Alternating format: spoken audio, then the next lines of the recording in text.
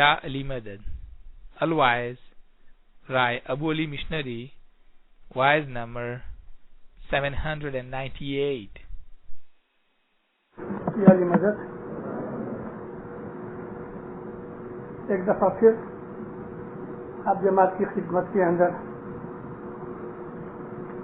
حاضر ہوا ہوں، اور مولا کرے گا تو پھر بھی آؤں گا. زندہ رہو.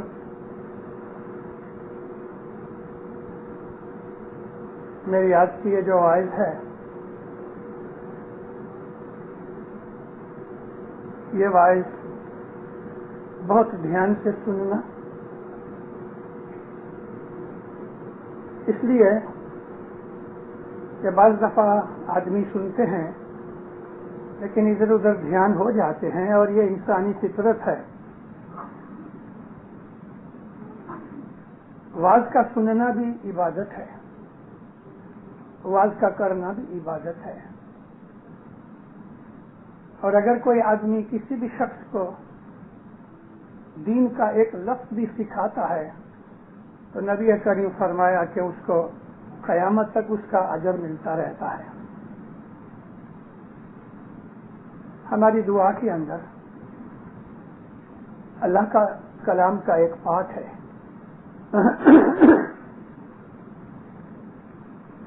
مولانا حضرت امام پہ صلوات پڑھ دیں. اللہم صل علی سیدنا بسم اللہ الرحمن الرحیم. ان الذین یبایعونک انما یبایعون اللہ ید اللہ فوق ایدیہم فمن نقص فإنما ينقص على نفسه ومن أوفى بما عهد عليه الله فسيؤتيه أجرا عظيما. بیت رضوان کے وقت جب لوگوں نے رسول اکرم کے بارے میں کچھ تھوڑا سا شک کیا، انہیں بیعت ہو گئی، اس کے بعد کی بات کرتا ہوں، اور بیعت کس حالت میں ہوئی، کیوں ہوئی، وہ مجھے کہنے کی ضرورت نہیں. لوگوں نے بیعت کر لی. رسول اکرم یہ کہہ کے گئے تھے کہ ہم حج کرنے جاتے ہیں، لیکن حج نہ ہوا. نبی کہنے لگے کہ چلو ہم حج کو چلیں. 10,000 آدمی نبی کے ساتھ گئے. بعضوں نے فگر کم زیادہ کہی ہے، لیکن رسول پاک مکہ کے نزدیک پہنچ کے اٹک گئے، بلکہ روکے گئے، اور آپ کو ایک ایگریمنٹ پہ سائن کر کے واپس آنا پڑا. حج نہیں ہوا. اسلام کے ایک برگزیدہ آدمی جو دنیا اسلام میں بڑے مشہور اور بڑی عزت پاتے ہیں رسول کے بعد، خصوصاً سنیوں کے اندر، وہ ہیں حضرت عمر. حضرت عمر خود کہتے ہیں کہ مجھے ساری زندگی نبوت کے اوپر کبھی شک نہ آیا، لیکن یہ بیت رضوان کے وقت مجھے نبوت پہ شک آیا کہ کیا یہ نبی سچا ہے. اللہ فرمایا جن لوگوں نے اے محمد تیرے ہاتھ پہ وعدہ کیا ہے، بیعت کی ہے، انہوں نے یعنی تیرے ہاتھ پہ نہیں مگر اللہ کے ہاتھ پہ بیعت کی ہے. اس ایک چھوٹی سی آیت میں چھوٹے چھوٹے بڑے نقطے ہیں. اب یہ جو آیت ہے یہ ان لوگوں کے لیے ہے، ان کے لیے اتری کہ جنہوں نے بیت رضوان میں حصہ لیا. ان الذین، خصوصاً طور پہ وہ لوگ کہ جنہوں نے تیرے ہاتھ پہ بیعت کی ہے، انہوں نے یعنی خدا کے ہاتھ پہ بیعت کی ہے. یعنی جنہوں نے یہ شک کیا کہ نبی کی نبوت میں مجھے شک آیا، یہ ان کے لیے ایک ٹانٹنگ ہے کہ تم نے نبی کے ہاتھ پہ نہیں لیکن میرے سے وعدہ کیا ہے۔ اللہ فرمایا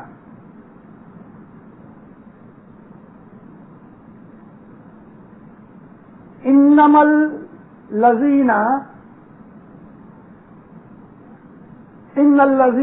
یبایعونک انما یبایعون اللہ ید اللہ فوق ایدیہم، لیکن فمن نکث، مگر جنہوں نے اس پرامیس کو توڑ دیا یا توڑیں گے، نقص کیا،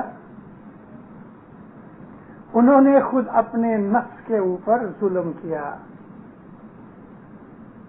فإنما ينقص على نفسه، لیکن جنہوں نے یہ کیے ہوئے پرامیس کو نبھایا، ومن اوفى بما عہد، وفا کی جنہوں نے اس عہد کو، علیہ اللہ، خدا کے ساتھ کیے ہوئے اس عہد کو جنہوں نے وفا کیا، ان کے لیے اس دنیا اور اس دنیا میں، یہ دو لفظ اس میں ہے ہی نہیں، لیکن اللہ کا مطلب یہی ہے کہ اجرا عظیما، فسیؤتیہ اجرا عظیما، بے شک ان کے لیے خدا نے بہت بڑا اجر، بہت بڑا نیک بدلہ، بہت بڑا انعام ان کے لیے رکھا ہوا ہے۔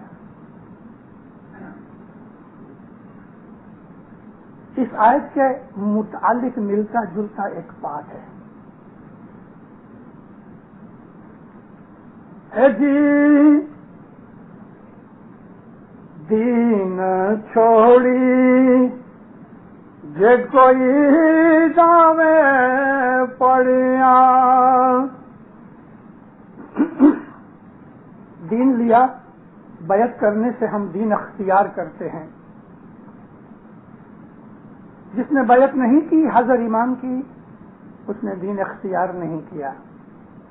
رسول اکرم کے زمانے کے اندر لوگ نبی کی بیعت کرنے آیا کرتے تھے، اور بعض ایسے بیمار یا بوڑھے کے جو نہیں چل سکتے تھے، سفر نہیں کر سکتے تھے، تو ان کی طرف سے ان کے فیملی والے آ کے کہا کرتے تھے کہ یا نبی، میری ماں یا باپ یا فلانا بہت سخت بیمار یا محتاج ہے، نہیں آ سکتا، آپ اس کی طرف سے بھی میرے ہاتھ پہ بیعت کا قول و اقرار قبول کرو، اور نبی اپنا ہاتھ اس کے ہاتھ کے اوپر رکھتے تھے، اور جو شخص ہوتا تھا بیعت کرنے کے لیے اس کا ہاتھ نیچے رہتا تھا۔ اس لیے فرمایا کہ اللہ کا ہاتھ فوق ہے، فوق یعنی اس کے اوپر رہتا ہے۔ دین چھوڑی جے کوئی دعوے پڑیا، دین کو چھوڑ کے اپنی مرضی سے جو چلے، راہ چوکا پاپی ساتھ سو کھڑیا،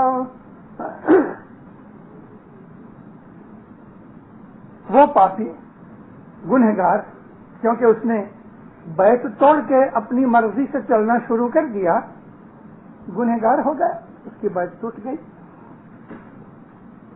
آپ مرادا جیوا دوزخ چلیا، بھرم مت بھولو بھائی نمی چالو مرنا۔ اے بھائیو، اس نے اپنے ساتھیوں کا راستہ چھوڑ دیا، گمراہ ہو گیا اور دوزخ میں گیا۔ اے بھائیو، تم شک نہیں کرنا۔ جماعت سے معافی چاہتا ہوں، مجھے عادت نہیں پانی وانی پینے کی، لیکن کچھ دنوں سے گلا خراب۔ کہ شمس کا یہ گنان کا پاٹ اللہ کے اس کلام سے ملتا جلتا ہے کہ جنہوں نے وعدہ توڑ دیا، فمن نقص فإنما ينقص على نفسه، جنہوں نے اللہ کے ساتھ کیے ہوئے اس بیعت کو، نبی کے ساتھ کی ہوئی بیعت خدا کے ساتھ کی ہوئی بیعت کے برابر ہے۔ ایسی بہت جگہوں کے اوپر خدا تعالیٰ نے اس قسم کے اشارے کیے ہیں، اور میں نے آپ کو عرض کی کہ جب تک دین میں آنے کے لیے ہم بیعت نہیں دیتے تب تک ہم دین میں داخل نہیں ہوتے۔ رسول اکرم کے زمانے کے اندر بیعت لی جاتی تھی، آج بیعت کون لے لے؟ ہم تو الحمدللہ بڑے خوش نصیب ہیں کہ اللہ کا نور رسول اکرم کی آل میں سے علی نبی کا جانشین ہمارے پاس اولی الامر بیٹھا ہے اور ہم اس کی بیعت کرتے ہیں. جس طرح نبی کریم کی غیر حاضری کے اندر اس کے جو رفقا یا اس کے جو رشتہ دار تھے وہ لوگ کسی محتاج یا بیمار آدمی کی طرف سے، بوڑھے کی طرف سے نبی کے حضور میں جا کے بیعت کیا کرتے تھے، اور کبھی کبھی نبی کریم عاملوں کو مقرر کر کے ملکوں میں بھیجا کرتے تھے. جیسے کہ یمن کے اندر ایک دفعہ حضرت رسول اکرم نے حضرت علی کو بھیجا، ایک دفعہ حضرت معاذ بن جبل کو بھیجا. حضرت معاذ بن جبل نبی کے بہت اچھے صحابیوں میں سے تھے. معاذ بن جبل کہتے ہیں، یا نبی، میں اگر کسی بات میں اٹک جاؤں تو میں کیا کروں؟ فرمایا قرآن شریف میں سے اس کا جواز ڈھونڈو. پھر کہنے لگا، یا نبی، قرآن شریف میں سے مجھے وہ چیز نہ ملے تو؟ فرمایا میرے فرامین میں سے ڈھونڈو. یعنی یہ چیز ظاہر کرتی ہے کہ قرآن شریف میں ممکن ہے ہماری سوسائٹی اور معاشرے کے لیے، سوشل باتوں کے لیے بہت سے ایسے فرمان نہ بھی ملے، اور اس وقت تک قرآن پاک مکمل بھی نہیں ہوا تھا. تو پھر اس نے عرض کی کہ یار حضرت، مجھے کوئی ایسی بات درپیش آ جائے کہ قرآن شریف میں سے بھی مجھے اس کا کوئی جواب نہ ملے، مجھے آپ کے فرمانوں کے اندر سے بھی مجھے کوئی چیز نہ ملے، تو میں اٹک جاؤں تو کیا کروں؟ فرمایا خدا کو یاد کر کے اپنی عقل سے کام لو. تو نبی کریم اپنے زمانے کے اندر عاملوں کو اپنی طرف سے اپنے گماشتے بنا کے، ایجنٹ بنا کے، ریپرزنٹیٹو بنا کے دوسرے ملکوں کے اندر دینی کام اور خاص طور پہ بیعت لینے کے لیے بھیجا کرتے تھے، جس کو آج کل اس زمانے میں عامل کہتے تھے، آج ہم مکھی کہتے ہیں، کمریا کہتے ہیں. مکھی کمریا کا نام نبی کریم کے زمانے میں نہیں تھا، لیکن ایک ایسی جماعت ضرور تھی کہ جو عام مسلمانوں سے الگ تھلگ، مسلمانوں کے اندر ہی 40-50 ایسے چنیدہ آدمی تھے نبی کے اصحابوں میں سے کہ جن کے درجے بہت بڑے تھے، اور ان کو نبی کریم مذہب کی باریک اور بھید والی چیزیں اسرار بتایا کرتے تھے اور دروازے بند کر کے بتاتے تھے. ان 40-50 آدمیوں کے نام لسٹ ہے، مگر ان 40-50 آدمیوں کی کہ جن کو رسول اکرم رموز دین اور اسرار سکھایا کرتے تھے، مجھے بڑے افسوس سے کہنا پڑتا ہے حضرت ابو بکر کا نام نہیں ہے، حضرت عمر کا نام نہیں ہے، حضرت عبد الرحمن بن عوف کا نام نہیں ہے، حضرت عثمان کا نام نہیں ہے. حضرت عمر جب خلیفہ بنے تو انہوں نے یہ بات کہی تھی کہ مجھے زندگی میں کبھی شک نہ ہوا نبوی کی نبوت پہ، لیکن رضوان کے موقع پہ. پیر شمس کہتے ہیں کہ جس نے دین لے کے بیعت کر کے چھوڑ دی اور اپنے دعوے کے اوپر چلا، دعویٰ کا مطلب کلیم ہوتا ہے. دعویٰ کہتے ہیں میں ایسا کہتا ہوں، میں ایسا مانتا ہوں، اس کو ہم کلیم کہتے ہیں. جیسے کہ کورٹ میں جا کے ہم کسی آدمی کے اوپر دعویٰ کرتے ہیں، یعنی کیس کرتے ہیں کہ میرا یہ حق ہے، میں ایسا کہتا ہوں، اس نے یہ کیا. تو جس نے دین کو لیا اور پھر چھوڑ دیا، یعنی بیعت میں نقص کیا، تو اس کے لیے یہ ہے کہ وہ گنہگار ہوا، خود کے راستے پہ چلا اور دوزخ میں گیا. اور اللہ نے فرمایا ہے کہ جس نے بیعت توڑی اس نے خود کا ہی نقصان کیا، خود کے لیے ہی اس نے برائی کی. اس بات کے لیے کہ نبی کریم کے زمانے کے اندر ظاہر میں مسلمان سب ایک تھے، سب نماز پڑھتے تھے، اور یہ ایک بڑی اچھی چیز ہوئی کہ اللہ کی فوجیں فوج در فوج اسلام میں داخل ہوئیں. رسول اکرم نے جب آنکھیں بند کی تو کم از کم 4 سے 5 لاکھ آدمی مسلمان ہو چکے تھے، کیونکہ آپ کے آخری حج کے موقع کے اوپر 1.25 لاکھ آدمی تو آپ کے ساتھ تھے. فگرز نہیں ہے ہمارے پاس، مردم شماری نہیں، لیکن 4-5 لاکھ آدمی مسلمان ہو چکے تھے. آدم علیہ السلام سے لے کے رسول اکرم تک جتنے بھی انبیاء کے حالات ہم کو ملتے ہیں، اور وہ لگ بھگ 29 انبیاء ہیں، 29 کہ جن کے حالات ہم کو ملتے ہیں. اس سے زیادہ ہمیں پتہ نہیں کہ اور کون سے انبیاء اور کہاں کہاں تھے، لیکن جتنے انبیاء کے حالات ملتے ہیں، کسی بھی نبی کو اپنی زندگی کے اندر اتنی کامیابی کبھی نہ ہوئی کہ جتنی حضرت رسول اکرم کو اپنی زندگی میں ہوئی. اور یہ اللہ کی مشیت تھی، مرضی تھی اس کی. نبی کریم نے کتاب چھوڑی، نبی کریم نے اپنی اہل بیت چھوڑی، اور یہ تو ایک عام بات، مشہور بھی ہے، مقبول بھی ہے. اگرچہ بعض ایسے آدمی غیر شیعہ گروپ کے اندر ہیں کہ جو اس بات کو نہیں مانتے اور غلط چیزیں کر ڈالتے ہیں، لیکن اگر ہسٹری کو آپ تلاش کرو تو یہ ایک سچ بات اور حقیقت ہے کہ رسول اکرم نے فرمان فرمایا کہ میں اپنے بعد 2 چیزیں چھوڑے جاتا ہوں، میری اہل بیت کی طرف اور اللہ کی کتاب. اور اللہ کی کتاب کو تو خیر سب نے قبول کر ہی لیا، لیکن اہل بیت کے متعلق جھگڑا پڑ گیا. اور یہی بنیاد اور بنا تھی.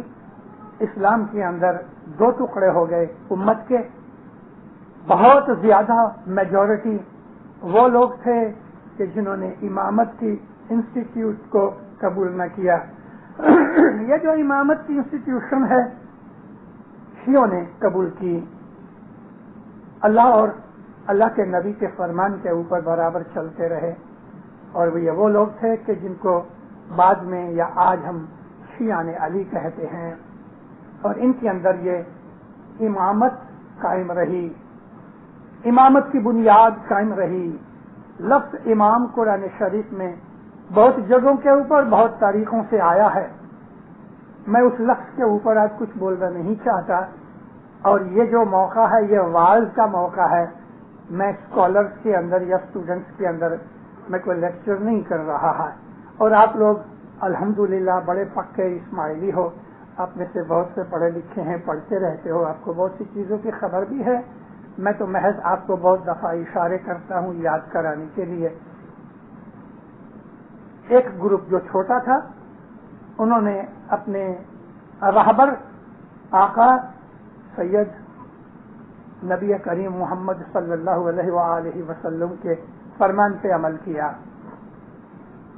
اور یہی ایک وجہ تھی نبی کریم نے جو فرمایا کہ میرے بعد میرے جانشین حضرت علی ہیں. محض اسی ایک پوائنٹ کے لیے ایک باریک پوائنٹ بیان کر رہا ہوں. مالک بن نویرہ کے قبیلے نے، جو تھوڑی دور رہتا تھا اور خیبر کے نزدیک اس کا علاقہ تھا، مالک بن نویرہ کے قبیلے نے، اور یہ قبیلے کا سردار تھا، حضرت ابو بکر کو زکوٰۃ دینے کی منع کی، انکار کر دیا. کیوں انکار کیا؟ کہ ابو بکر کو ہم خلیفہ نہیں مانتے. مطلب کہ تمام مسلمانوں نے مل کے اجماع تو نہیں کیا. اگر اجماع ہوتا تو یہ مالک بن نویرہ اور اس کا قبیلہ حضرت ابو بکر کو خلیفہ مانتے اور زکوٰۃ دیتے، لیکن انہوں نے منع کیا. اور اس نے یہ دلیل پیش کی کہ غدیر کے موقع کے اوپر ہم سب نے حضرت علی کی بیعت کی ہے. دینداروں، ہم شیعہ ہیں، الحمدللہ ہم شیعہ اسماعیلی ہیں، اور امامت ہمارے مذہب طریقے کی بنیاد ہے. ہمارا دین اسلام ہے، ہمارا مذہب اسماعیلی ہے. اور ہمارا طریقہ جو ہے وہ نظاری ہے، ہم شیعہ ہیں اور علی کی امامت اور خلافت کے قائل ہیں، اور وہ لوگ کہ جو شیعہ نہیں وہ ہمارے مذہب کو کبھی نہیں سمجھ سکتے۔ 1400 سال سے تمام شیعوں کے ساتھ خلفاء نے دشمنی کی۔ خلافت جو تھی وہ 1920-21 تک چلی، رسول اللہ کے زمانے سے، حضرت ابوبکر کے ٹائم سے لے کے تو یہ 1921 تک خلافت چلتی رہی، جب سلطان عبد الحمید اور عبد المجید ترکی کے سلطان تھے، ان کے پاس خلافت تھی۔ کمال اتا ترک نے 1921-22 کے اندر ایک کودتا کر کے سلطان کو ہٹا دیا، اس کو اپنے محل کے اندر نظر بند کر دیا، اور اس نے اعلان کر دیا کہ خلافت ایبولش، خلافت کوئی چیز نہیں، مٹا ڈالی۔ اور اتا ترک نے یہ کہا کہ رسول اللہ کے زمانے سے اگرچہ خلافت چلی آتی ہے لیکن خلافت کوئی مذہبی آفس نہیں، یہ محض ایک پولیٹیکل اسٹنٹ ہے۔ ترکی کی ہسٹری پڑھو تو آپ کو معلوم ہوگا، ہمارے ہاں ایسے کچھ لوگ ہیں الحمدللہ کہ جن کی عمر 70 برس یا اس سے اوپر ہے، اگر ان کو یاد ہو تو 1921-22 کے یہ حالات انہیں پتا ہوں گے۔ میں تو اس وقت بہت چھوٹا تھا، اس چھوٹی عمر کے اندر مجھے اتنا یاد نہیں، لیکن بعد جب میں نے پڑھنا شروع کیا تو وہ تمام واقعات جو پیپروں میں پڑھا کرتے تھے میری نظر کے سامنے ہیں۔ تو خلافت اس زمانے سے چلی آتی رہی۔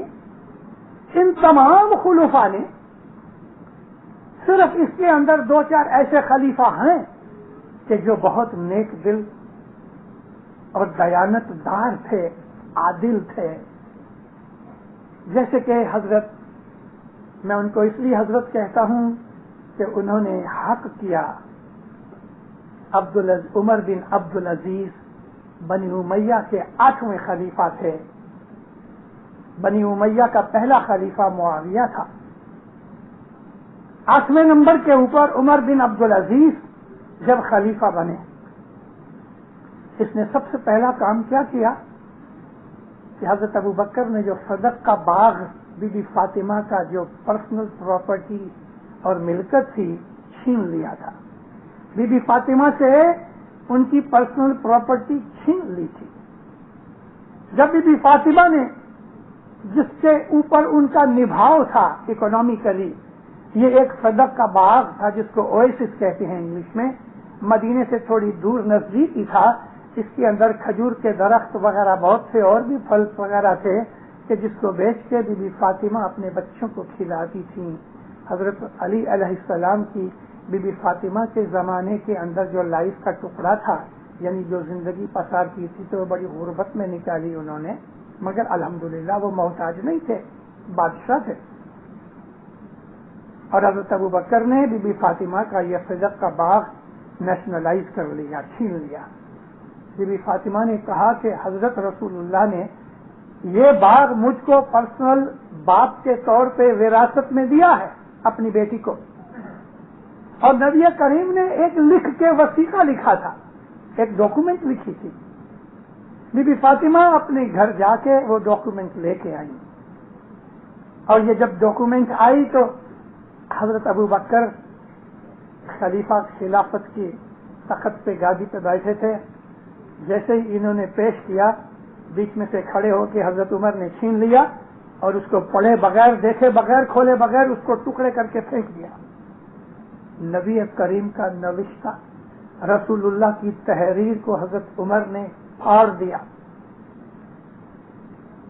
آپ کو یہ چیزیں بک سٹال میں، بک شاپوں کے اندر بکی ہوئی کتابوں میں سے نہیں ملیں گی، آپ کو اس کے لیے وہ ہسٹری پڑھنی پڑے گی کہ جو عام طور پہ لوگ باہر نہیں نکالتے۔ ہمارے ہاتھ میں جو کتابیں آتی ہیں یا غیر شیعوں کی لکھی ہوتی ہیں یا غیر مسلمانوں کی لکھی ہوتی ہیں، یورپینز اور امریکنز کی۔ مولانا حضرت امام نے 1975 کے اندر جب لندن کی انسٹیٹیوٹ بنائی اسماعیلی اسٹڈیز کے لیے تو مولا نے اس وقت فرمایا تھا کہ تم شیعہ سورسز ڈھونڈو، تم شیعہ لٹریچر پڑھو، مگر افسوس کہ وہاں کے اسکالرز نے اس طرف کبھی دھیان ہی نہ دیا، اور سنی ازم کے اوپر ان لوگوں نے اپنی ٹریننگ شروع کی، اور جماعتوں کے اندر وہ لوگ کہ جو اسکالرز پڑھ کے انسٹیٹیوٹ سے نکلے ان کو شیعہ کا کچھ بھی پتہ نہ رہا۔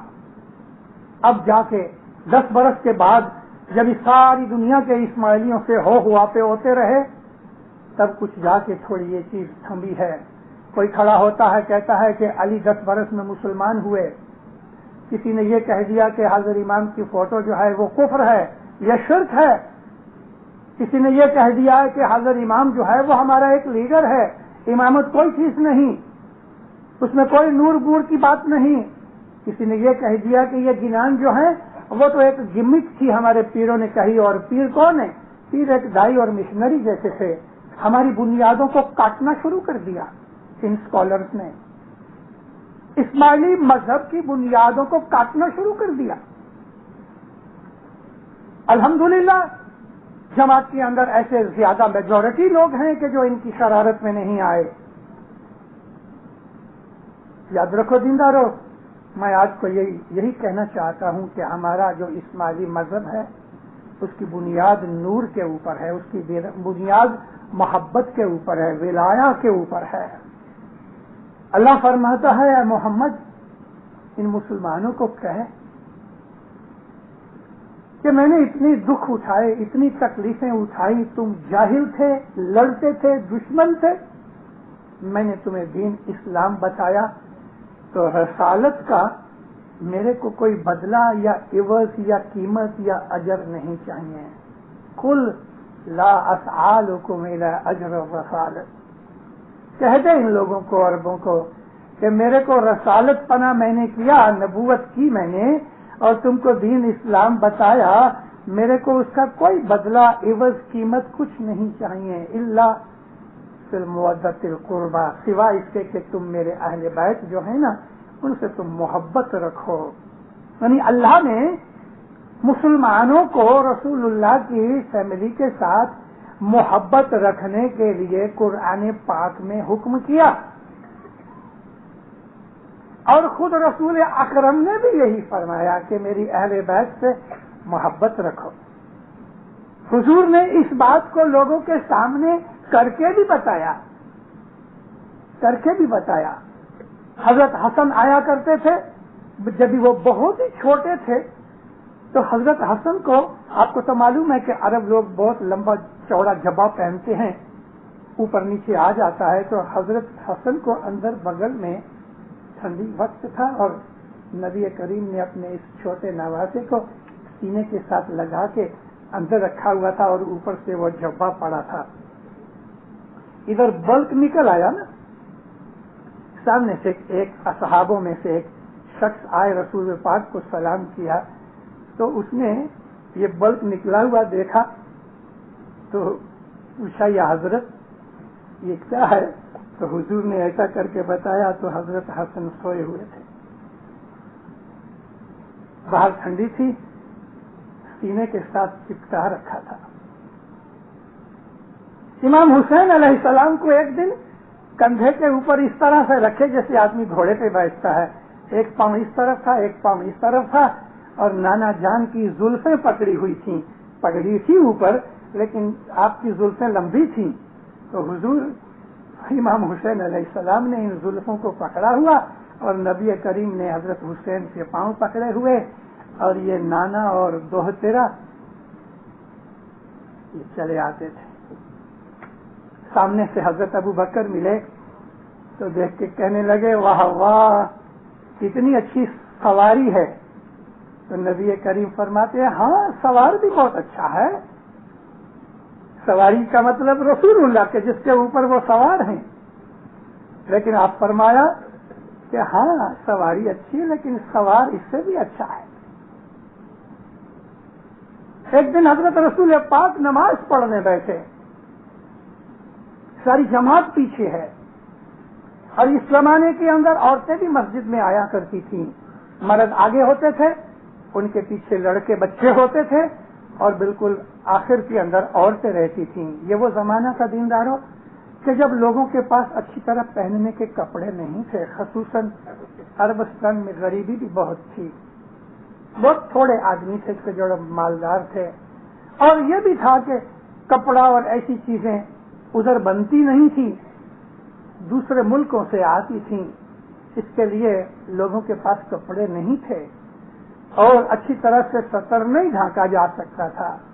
آپ نے فرمایا بچے عورتیں ضرور آؤ، عورتیں سب سے آخر میں رہتی تھیں، ان کے آگے بچے ہوتے تھے اور بچوں کے آگے مرد ہوتے تھے، اور جب نماز ختم ہو جاتی تھی تو حکم یہ تھا کہ عورتیں فوراً جلدی سے بھاگ جاؤ اپنے گھر میں، کیونکہ بہت سی ایسی عورتیں تھیں کہ جن کے کپڑے اتنے اچھی طرح بدن پہ نہیں رہ سکتے تھے، تو نبی کریم نماز پڑھاتے تھے۔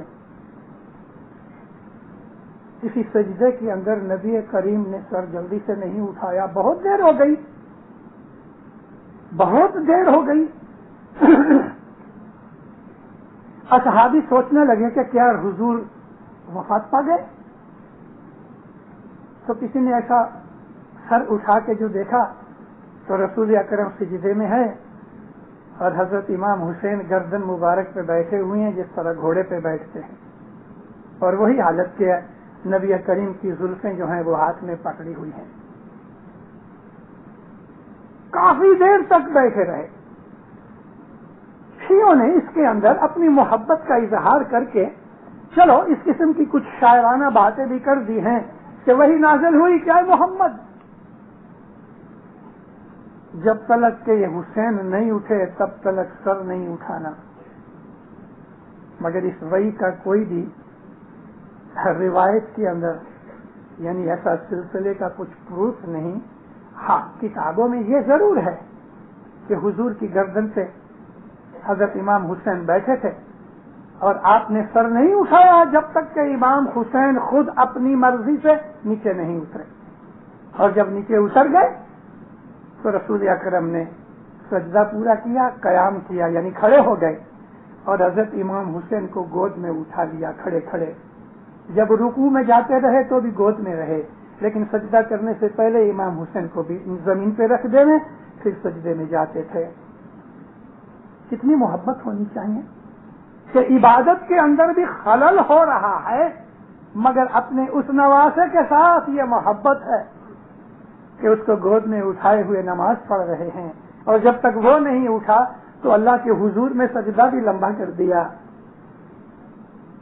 رسول اکرم اپنی اس اولاد سے جتنا پیار کرتے تھے، ساری کی ساری چیزیں میں آج نہیں کہہ سکتا، ایک دو چیزیں میں نے آپ کے سامنے بیان کی ہیں۔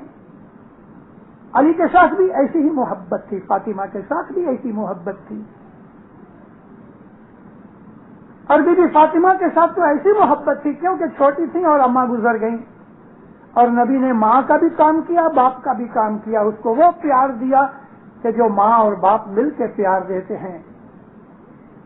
حضور کی شادی بھی ہو گئی تھی، بی بی فاطمہ کی ماتا کی فاطمہ کی شادی ہو چکی تھی، پھر بھی رسول اکرم اس کو اتنا چاہتے تھے کہ آپ اصحابوں میں بیٹھے ہوئے نا، اور کبھی حضرت بی بی فاطمہ آویں تو نبی کریم اپنی اس بچھائی ہوئی کمبلی سے کھڑے ہو جاتے تھے، بیٹی کو لے کے اس کو پیشانی پہ چومتے تھے، اور وہ رسول اللہ کا ہاتھ چومتی تھی، اپنے بازو میں بچھاتے تھے، اتنا پیار کرتے تھے۔ ایک دن اسی طرح سے ہوا چل رہی تھی، ٹھنڈی تھی، موسم بھیگا ہوا تھا، آپ اپنی وہی مشہور کالی کمبلی اوڑے ہوئے حضرت ام سلمہ کے گھر میں بیٹھے تھے۔ کسی ایک اور روایت میں بی بی عائشہ کا ذکر ہے، لیکن میں ام سلمہ کو لے لیتا ہوں کیونکہ یہ جو حدیث ہے تھوڑا اچھی اور خلاصے سے ہے۔ آپ اس طرح سے بیٹھے ہوئے تھے، کھی کھا کھا کرتے ہوئے، ہنسی مستی کرتے ہوئے، یہ دو گلاب کے پھول بی بی فاطمہ کے باغیچے کے، مولانا حسن مولانا حسین چھوٹے تھے، ایک دوسرے بھائیوں کا ہاتھ پکڑے ہوئے مستی طوفان کرتے ہوئے ہنستے ہنستے بھاگتے بھاگتے چلے آئے۔ نانا نے جو دیکھا تو اپنی کمبلی کو یوں کھول ڈالا، ایک کو اپنی گود میں رائٹ سائڈ پہ بٹھایا، دوسرے کو لیفٹ سائڈ پہ بٹھایا اور لمبلی بند کر دی. ان کے پیچھے ہی تھوڑی دیر ہوئی تو بی بی فاطمہ چلی آئیں، اور حضرت فاطمہ جب نزدیک آئیں تو فرمایا ادھر آ جاؤ. تو اپنی گود کے بعد قریب ہی نیچے پاؤں کے پاس اس کو بٹھا دیا اور اس کو بھی کملی میں لے لیا. تھوڑی دیر ہوئی تو مولا علی چلے آئے، فرمایا یا علی آپ بھی آ جاؤ. تو حضور علی علیہ السلام کو بھی پاس میں بٹھا دیا اور سب کے اوپر وہ بلینکٹ اوڑھ دیا. حضرت مسلمہ یہ دیکھ رہی تھی، کہتی یا نبی میں بھی آ جاؤں؟ فرمایا نہیں، تم نہیں. اپنی گھر والی کو، بیگم کو فرمایا تم نہیں. سلمہ یہ میرے اہل بیت ہیں. اس حدیث کا نام ہے حدیث قصہ. طویل حدیث ہے، میں نے آپ کو جلدی سے بیان کر دی. یعنی کتنی محبت ہے. رسول اکرم کی ام ہانی ایک پھوپھی ہوتی تھی. ایک دن بی بی فاطمہ ان کے گھر کچھ ملنے کے لیے گئی ہوئیں گی، بیٹھی تھی. انہوں نے کچھ چیز پکائی، اور وہ چیز کیا تھی؟ کچھ ایک پرندہ تھا جیسے بٹیر یا تیتر. تو حضرت ام ہانی کہتی ہیں اپنی بھانجی کو، بی بی فاطمہ کو، کہ کاش کہ مولا، کاش کہ حضرت ادھر آ جائیں تو یہ میں ان کو کھلاؤں. اور تھوڑی ہی دیر میں رسول اکرم ام ہانی کے گھر گئے. بہت خوش ہوئی، فرمایا آؤ بیٹھو. دونوں کو بھی بٹھایا اور حضرت ام ہانی وہ کھانے کی پلیٹ آپ کے سامنے رکھ دی، پڑی رہی. کافی دیر ہو گئی. حضرت ام ہانی کہتے ہیں یا حضرت کھائیے. فرمایا اے اللہ، وہ آوے میرے ساتھ کھانے کے لیے کہ جس کو میں بہت پیار کرتا ہوں اور تو بھی پیار کرتا ہے. یہ دعا ختم ہوئی تو حضرت مولا علی چلے آئے. علی نبی کی محبت سے کتابیں بھری ہوئی ہیں. حسن حسین اور اس پنچتن پاک کی آپس میں محبت سے کتابیں بھری ہوئی ہیں. اور دینداروں ایسے لوگ بھی تھے کہ جو ان کو پیار کرتے تھے، اپنی جان سے زیادہ پیار کیا کرتے تھے. جیسے کہ حضرت ابو ذر غفاری تھے، ملک اشتر تھے، ساسا بن سوما تھے، یاسر بن عرفات تھے. یہ وہ لوگ ایسے تھے کہ جو بہت پیار کرتے تھے نبی کریم کو. اور یہی وہ 40-50 آدمی ہیں کہ جن کے ساتھ بیٹھ کے رسول اکرم بھیج کی، اسرار کی باتیں کیا کرتے تھے. یہ بیت الخیال کی منڈلی تھی. یہ بیت الخیال تھا کہ جو ہم مسلمانوں کو اس چیز کی خبر نہ رہی اور یہ پیار کرتے تھے. اللہ کہتا ہے نبی کی آل سے، نبی کی اہل بیت سے پیار کرو، اور خود نبی نے بھی یہ فرمایا کہ میری اہل بیت سے پیار کرو. حضور نے یہ ایک ایک کے لیے جدی جدی حدیثیں ہم کو ملتی ہیں. یہ سہا کے اندر، ستہ کے اندر بھی ملتی ہیں، مگر اور بھی جگہ ہیں. خاص طور پہ جو مشکات کی حدیثیں ہیں جمع کی ہوئی ہیں، المشکات المصابی، وہ دوسری تمام کتابوں سے بہتر ہے. بخاری اور مسلم اور ابو ماجہ کی کتابوں سے آپ مشکات کی جو حدیثیں ہیں اس کے اندر علی اور پنچتن اور اہل بیت کے متعلق زیادہ مواد ہے، کیونکہ آخر تو بخاری ہے نا. تو رسول اکرم کا یہ کہنا کہ میری اہل بیت سے محبت کرو، وہ اللہ کے فرمان سے تھا.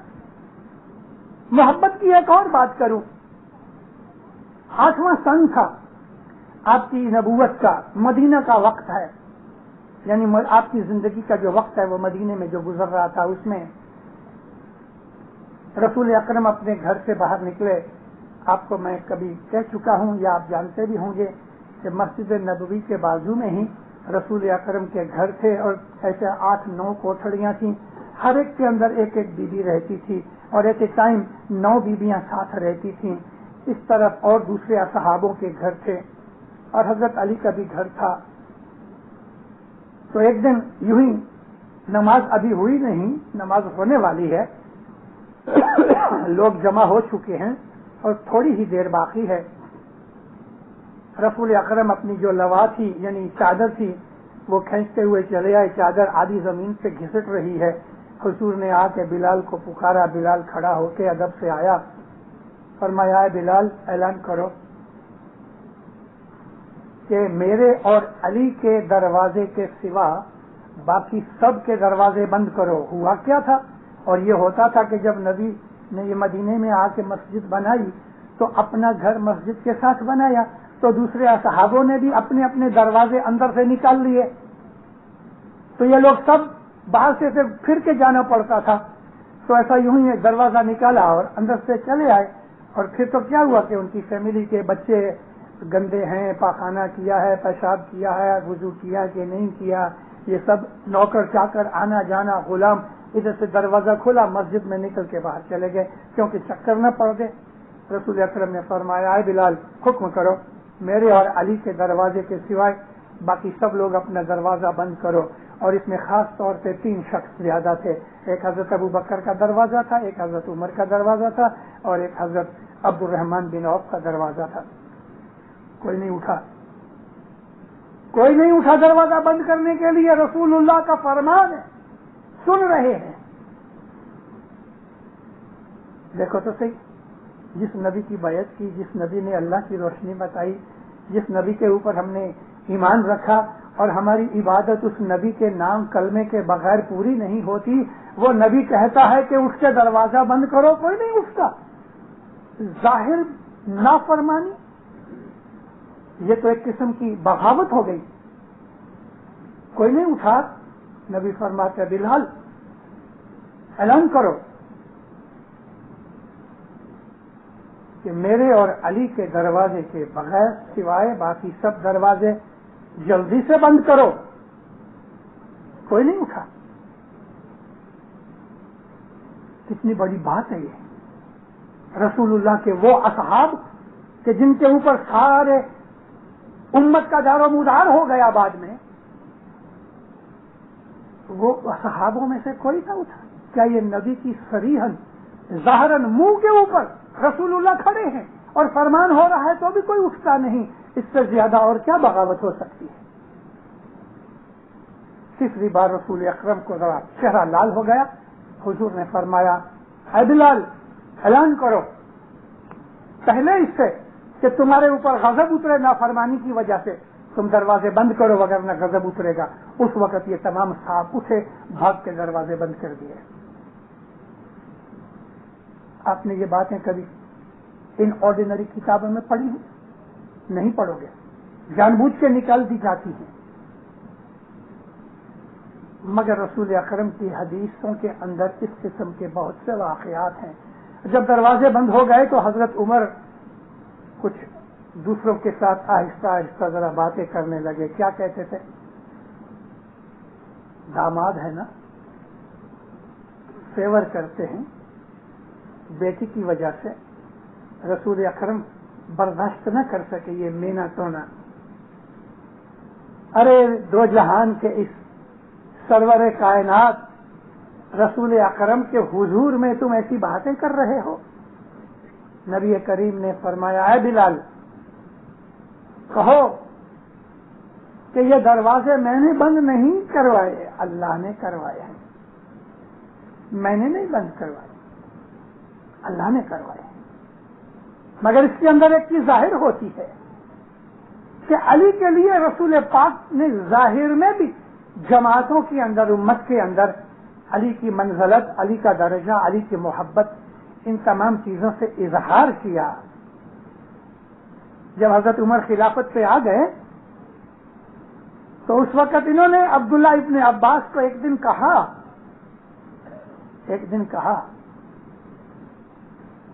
کہ قضیہ کرتاس جو تھا، یعنی رسول اکرم نے اپنے ڈیتھ بیڈ کے اوپر جو کاغذ اور قلم مانگی، تو حضرت عمر کہتے ہیں میں سمجھ گیا کہ رسول اللہ کیا کرنا چاہتے ہیں۔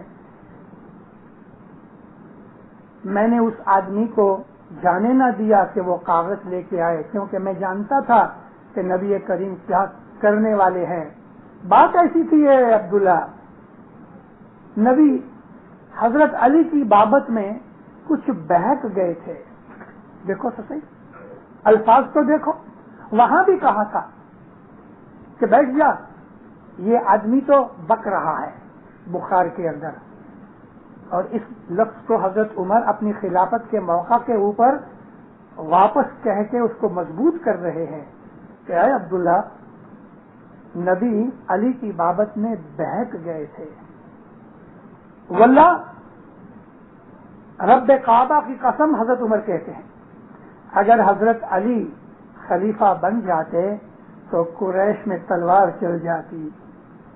अब इससे नीयत का इजहार हो गया, पता लग गया कि दिलों में क्या था। अरे सुन्नी हिस्टोरियंस ने ये चीजें लिखी हुई हैं, इसके लिए ही तो हजरत इमाम ने फरमान फरमाया था इंस्टीट्यूट वालों को कि तुम शिया सोर्सेज पढ़ो, शिया किताबें पढ़ो, शिया सोर्सेज ढूंढो, ताकि तुम्हें पता चल जाए कि तुम्हारा इस्माइली मजहब क्या है और गैरों के साथ हमारा किस तरह सलूक होना चाहिए। हम भाई भाई हैं, इसमें कोई शक नहीं। वो भी ला इलाहा इल्लल्लाह कहते हैं, हम भी ला इलाहा इल्लल्लाह कहते हैं। वो भी मोहम्मद रसूलुल्लाह कहते हैं, हम भी मोहम्मद रसूलुल्लाह कहते हैं। यहाँ आके वो बस हो जाते हैं, लेकिन हम इमामत का नाम उसमें डालते अपने कलमे के अंदर। हम अली को अमीरुल मोमिनीन कहते हैं, हम उसको इमाम मानते हैं। बस ये जबरदस्त फर्क है। मौलाना हजरत इमाम ने अपनी सिल्वर जुबली के टाइम के ऊपर जमातों को कहा कि तुम ब्रिजेस बांधो दूसरों के साथ। इमाम ने किसी खास एक कौम का जिक्र नहीं किया, क्रिश्चियन भी हैं, ज्यूस भी हैं, हिंदू भी हैं और मुसलमान भी हैं और पारसी भी हैं। तमाम दुनिया के लोगों के साथ ब्रिज बांधो, दोस्ती रखो। हम किसी के दुश्मन नहीं हैं, लेकिन हमारे सुन्नी भाई जो हैं आज कुछ वर्षों से हाथ धो के हमारे पीछे पड़ गए हैं और हमारी जमात के अंदर उनके बहुत से खांदिए आ गए हैं। इस्माइली कहलाते हैं। इंडिया के अंदर उन्होंने बहुत सी शैतानियां की हैं। काठियावाड़, कच्छ, गुजरात के छोटे छोटे गांवों में जाके जहां एक एक दो दो इस्माइली रहते हैं, उन लोगों को पैसे दे के अपने इस्माइली दीन से फिरा रहे हैं और उन्हें सुन्नी बना रहे हैं। पाकिस्तान के अंदर भी ऐसी थोड़ी बहुत तकलीफ है। दीनदारों, इस वक्त हमारी जमात के अंदर काली भेड़ें आ गई हैं। काली भेड़ें का मतलब इंग्लिश में कहते हैं ब्लैक शीप।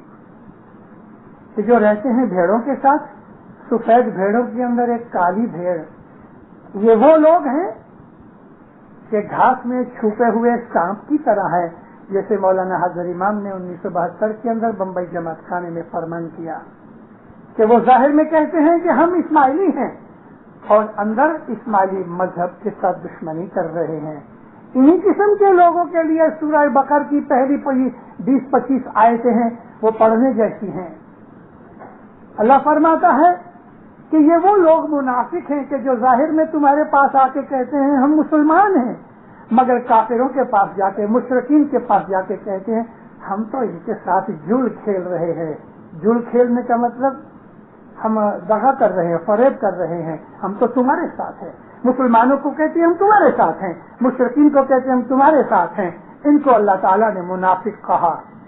और आज कुछ अरसे से हमारी कौम के अंदर, हमारी जमात के अंदर ये मुनाफिक पैदा हो गए हैं कि जिन्होंने जाहिर में हजरत इमाम की बैत की है। इस्माइली मजहब में, इस्माइली जमात के अंदर उनका आना जाना है। जब तक वो डिक्लेयर नहीं करते कि हम इस्माइली नहीं, हम उनका जमात खाना बंद नहीं कर सकते, मगर वो जमात खाने आते हैं, बैठे रहते हैं।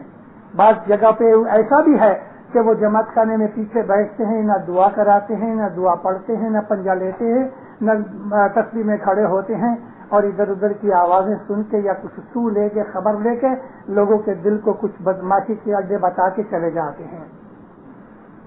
याद रखो दीनदारों, हम मिशनरियों का फर्ज है कि जमात को हम होशियार करें। मेरी तो जिंदगी सारी इसी काम के लिए गई और बहुत से ऐसे वाकयात मैंने आंखों से देखे भी हैं। इसी किस्म का एक ग्रुप अफ्रीका में पैदा हुआ। 1952-53 में یہ گروپ اندر اندر تھا، مگر پھر انہوں نے شرارت زیادہ کرنی شروع کر دی. کچھ افریقہ کے لوگ اگر ہوں گے تو ان کو پتہ لگے گا کہ 64 کے اندر مرحوم کینیاٹا نے برٹش گورنمنٹ کے خلاف بغاوت کی، ماؤ کی موومنٹ جاری کی، ہزاروں آدمی اس میں مارے گئے، کیکویو تو بہت مارے گئے، کینیاٹا جیل میں چلا گیا. اس موقع کے اوپر ہماری جماعت کے اندر ایک ایسا گروپ پیدا ہوا کہ جو پرنٹ کر کے سائیکلو اسٹائل کے اندر لوگوں کو کاغذ بھیجتا تھا، جیسے آج بھی بھیجنے والے ہیں. کیا تھا کہ یہ امام غلط ہے، اس کی ونشاوڑی، اس کی جو نسل ہے وہ غلط ہے، یہ تو حسن بن سبا کا بیٹا ہے، یہ تو کیا بزرگ کا بیٹا ہے، یہ تو یہ ہے، یہ تو وہ ہے. عباسی خلفاء نے اپنی پوری طاقت لگائی اماموں کے غلط شجرے ظاہر کرنے کے لیے. تواریخ میں اس بات کے اعلانات ہیں. ہمارے اماموں نے خاص طور پہ حضرت امام محمد بن اسماعیل سے لے کے امام رضی الدین عبداللہ تک، انہوں نے اس دور سطر کے اندر اپنی ہل چال، اپنی حرکات و سکنات راز میں رکھی، لوگوں کو پتہ نہیں تھا. امام کبھی سامنے بھی کھڑے ہوتے تھے تو چند دائی تھے جو جانتے تھے کہ یہ حضرت امام ہیں، دوسروں کو تو پتہ بھی نہیں لگتا تھا، کبھی سوداگر کے بھیس میں، کبھی کسی بھیس میں. امام کو مرنے کے لیے کوئی ڈر نہیں تھا. امام حسین تو سامنے گئے، مگر اماموں نے اس دور سطر کے اندر اپنا بھیس بدل لیا جماعت کی خاطر، کہ اگر امام بالکل ظاہر کے اندر کسی شہر میں یا گاؤں میں چلے جائیں تو اسماعیلی تو اپنی محبت سے مجبور ہو کے امام کے نزدیک آ جائیں گے دیدار کرنے کے لیے، اور یہ عباسی دشمن ان سب کو اور ان کی اعلی اولاد کو قتل کر دیں گے. اس کے لیے اماموں نے اس دور سطر کے اندر اپنے آپ کو چھپا کے رکھا. ایک جگہ سے دوسری جگہ آتے رہے جاتے رہے. چند دائی تھے جن کو پتہ لگتا تھا کہ آج امام کہاں کہاں ہیں.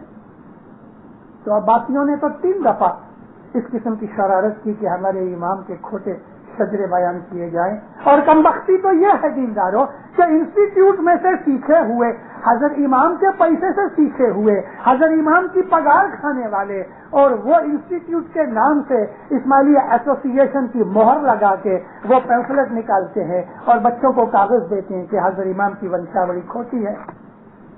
یہ دکھ کی بات ہے کہ ہمارے گھر کے اندر، تبھی تو میں نے کہا کہ بلیک شیپ آ گئی ہے، ہمارے گھر کے اندر آگ لگی ہوئی ہے. جس پہ آشیانہ بنایا جس شاخ کے اوپر،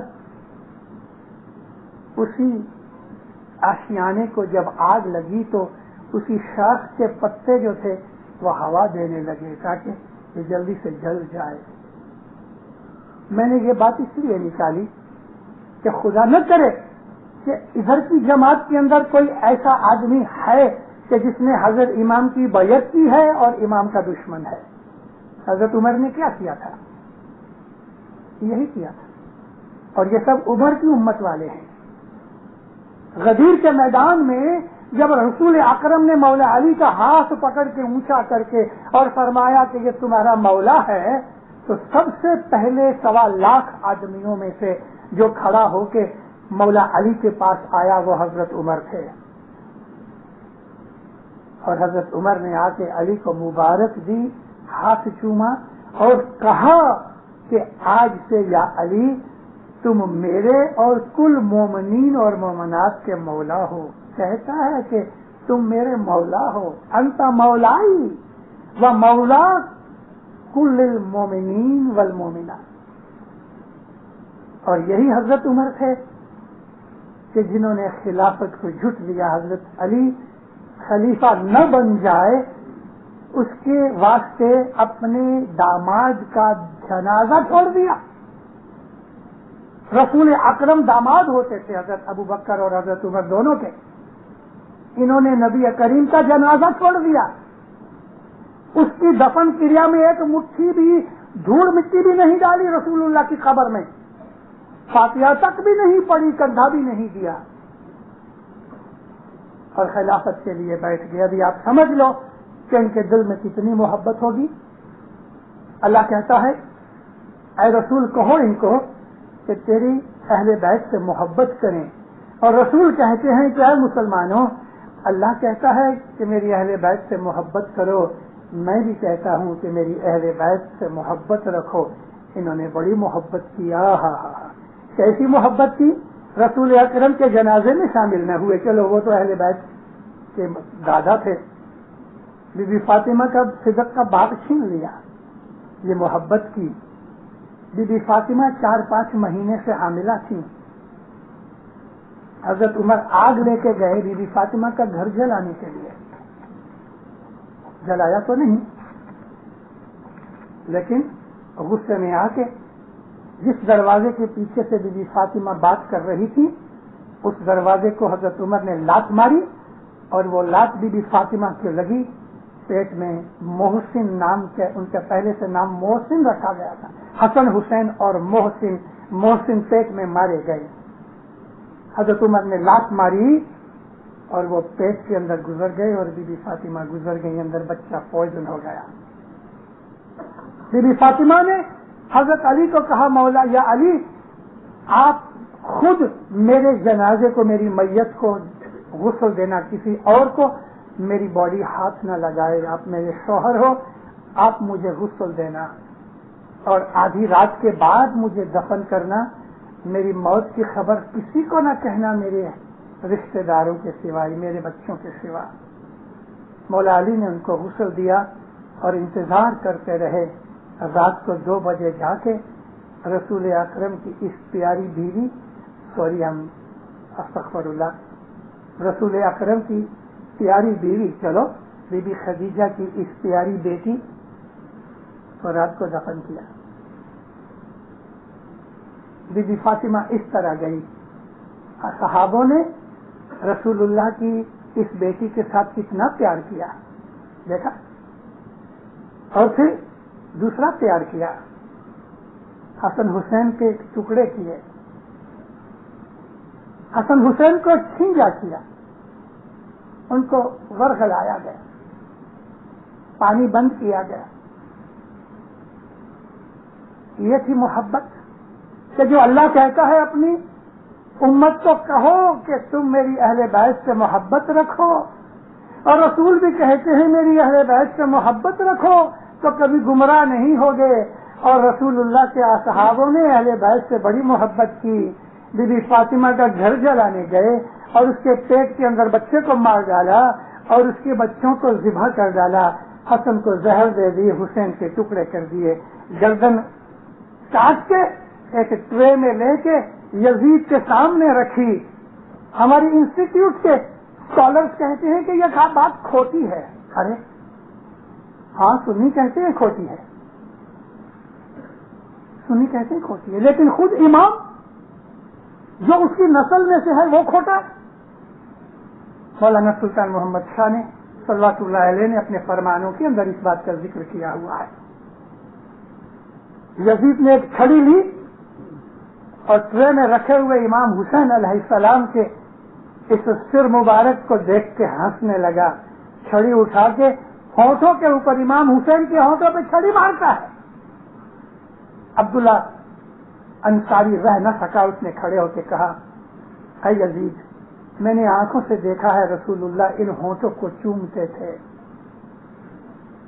نبی کریم اپنے ان بچوں کو جب گود میں لیتے تھے تو ان کی شرٹ کے بٹن کھول کے ان کے سینے کے اوپر اپنی ناک رکھ کے تو سونگتے تھے, جس طرح کوئی آدمی عطر سونگتا ہے.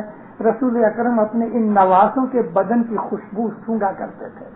کیسی محبت ہوگی. اس کا اولاد والا یہ رہا جس کو ہم شاہ کریم حضرت امام کہتے ہیں. حسن حسین یہی ہے اور علی بھی یہی ہے. یہ اس نسل میں سے چلا آتا ہے. آپ اماموں کی ہسٹری تو پڑھو کہ ہمارے اماموں نے اسلام کے لیے کتنے دکھ اٹھائے. جی آل علی نبی جی نے اور رکھنے وجو جن کی دیچھے ست پنتھنی سار ہو آل علی نبی کو اوڑھ کے پہچان کر کے اس کی خدمت کرو، فرمان برداری کرو۔ اے ایمان والو، اللہ کی تابعداری کرو، اللہ فرماتا ہے، اور تابعداری کرو رسول کی، اور تابعداری کرو اولی الامر کی کہ جو تمہارے درمیان بیٹھا ہے۔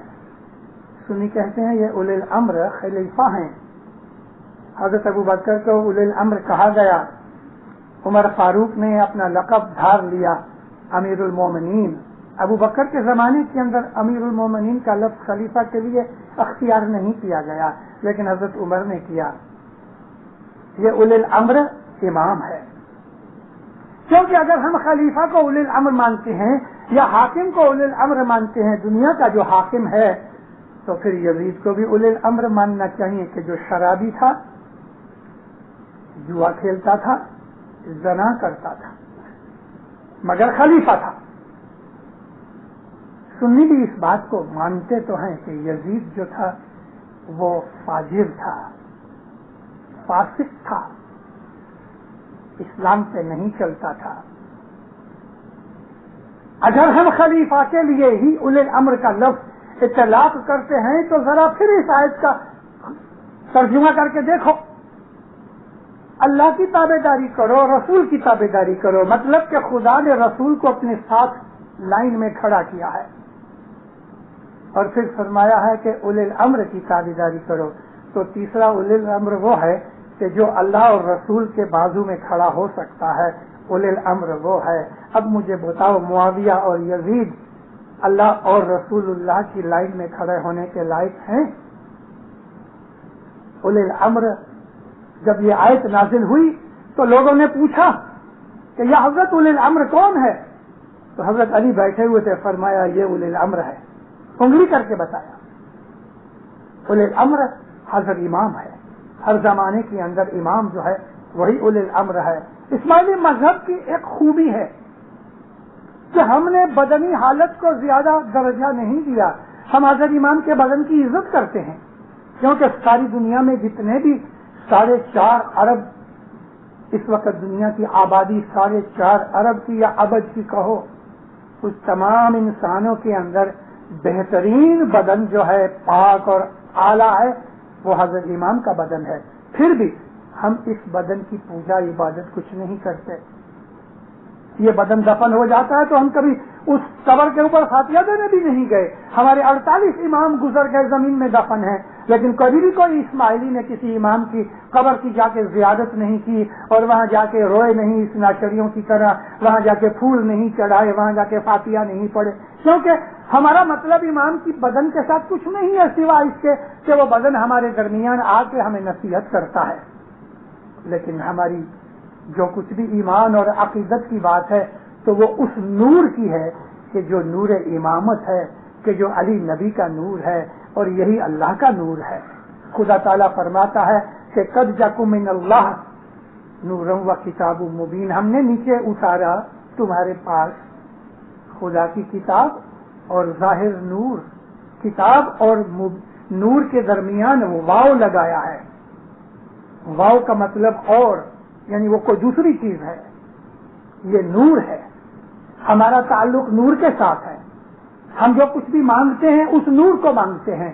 لوگ کہتے ہیں کہ تم آغا خان کے پاس دعا مانگتے ہو، اس کا نام لے کے، ارے بھائی ہم شاہ کریم کا جو نام لیتے ہیں وہ اس بدن کی ایک، جس طرح سے ٹیلی فون کسی آدمی کے گھر پہ اور اس کا خاص نمبر ہوتا، لیکن مقصد تو وہ آدمی ہے۔ حضرت امام کا جو بدن ہے وہ صرف ایک ذریعہ ہے، جیسے کہ ایک کاغذ کے اوپر جو لکھا ہوتا ہے تو وہ لکھے ہوئے سے ہمارا مطلب ہے، کاغذ کے ساتھ نہیں۔ حضرت امام کا جو بدن ہے وہ محض ایک لنک کے طور پہ ہے، لیکن امام کا جو نور ہے وہی نور خدا کا نور ہے، کہ جس کو خدا تعالیٰ نے فرمان کیا فرشتوں کو کہ اس کو سجدہ کرو۔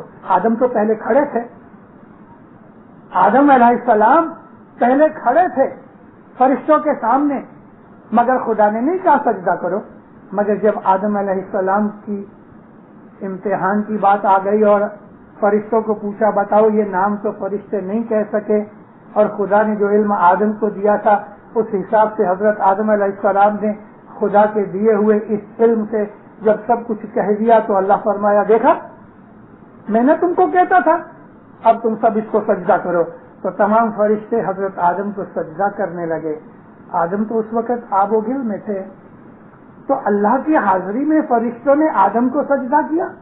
اللہ کو غصہ نہیں آیا، اس کو حسد نہیں ہوا کہ میرے بغیر کسی اور کو سجدہ نہیں ہونا چاہیے، مگر اللہ خود ہی کہہ رہا ہے کہ میرا فرمان ہے کہ تم اس کو سجدہ کرو۔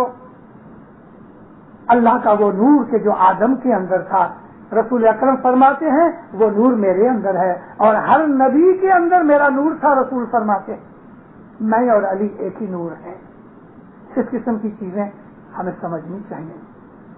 ہمارا اسماعیلی مذہب جو ہے وہ نور کے اوپر حقیقت رکھتا ہے۔ ہمارا مطلب نوری مطلب ہے، ہماری عبادت اس نور سے ہے۔ وہ نور اس کا کوئی بدن نہیں، اس کی کوئی شکل نہیں، شباہت نہیں، کوئی میٹیریل چیز نہیں، اس نے جنم نہیں لیا، نہ اس نے موت اس کو ہونے والی ہے۔ یہ نور وہی نور ہے۔ اس نور کو نہ نیند ہے، نہ کھانے کی محتاجی ہے، وہ سمد ہے، یعنی وہ کسی چیز کا محتاج نہیں، باقی سب اس کے محتاج ہیں۔ اس نور کو ہم لوگ اسماعیلی اپنے اس اسرار اور بھید اور باطنی طریقے کے اندر مانتے ہیں اور محنت کرتے ہیں کہ ہم اپنے اندر اس نور کا دیدار کر سکیں۔ یہ اسماعیلی مذہب ہے۔ امام کی خدمت کرو، اس کی پہچان کرو، اور اسماعیلی مذہب کے اوپر الحمدللہ مستقیم رہو۔ دین و دنیا کے اندر خوشیاں پاؤ گے، آبادی رہے گی۔ مولا آپ کی نیک امیدیں پوری کرے، مولا آپ کے دشمنوں کو دفع کرے، مولا دین کے دشمنوں کو دفع کرے، اندرونی بھی اور بیرونی دشمنوں کو دفع کرے۔ مولا دفتر سکریت میں پورا رکھے، مولا اپنا فرمان بردار مومن بنائے، مولا دین دنیا کے اندر آپ کی چڑھتی کرے، مولا آپ کا ایمان مضبوط کرے، مولا آپ کا ایمان بڑھاتا رہے، آپ کی پاک روزی کمانی بڑھاتا رہے، عزت آبرو بڑھاتا رہے، علم محبت بڑھاتا رہے، تندرستی صحت بڑھاتا رہے، آپ کی نیکیاں بڑھاتا رہے، جماعتوں کنبوں میں اتفاق محبت بڑھاتا رہے، دین میں دنیا میں آپ کو خوشیاں عطا کرے، آپ کی اعلی اولاد کے اوپر راضی رہے، آپ کی اعلی اولاد بھی خوشیاں پائے اور زہر باطن دیدار نصیب کرے۔